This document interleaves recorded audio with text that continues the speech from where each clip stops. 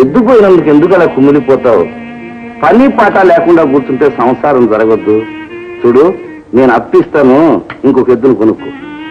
అయ్యో రామా, నీ ఎద్దుపోయినందుకు నాకు మాత్రం బాధగా లేదు. ఏం చేస్తాం? మనిషికి మనిషి సహాయం చేయకపోతే ఇంకెవరు చేస్తారు?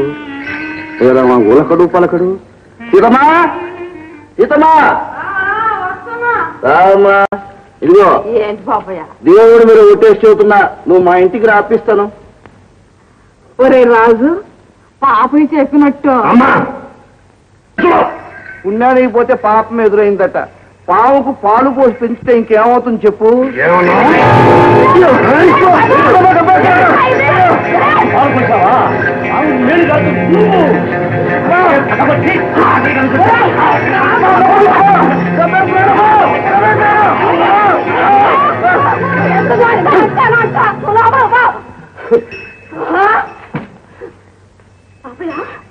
ఎవరు చూడలేదు కదా, బతికిపోయాం.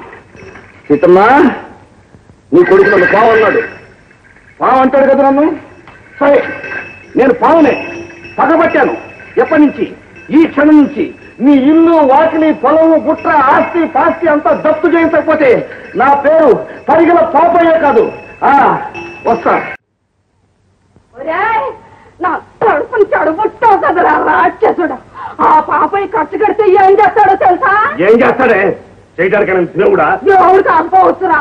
సమయానికి దేవుడు ఎలా సాయపడటానికి వచ్చిన మనిషికి నువ్వు చేసిన పని ఏంట్రా? ఈ కష్టకాలంలో నీకు ఎగ్గి ఎవడు కొనిస్తాడ్రా?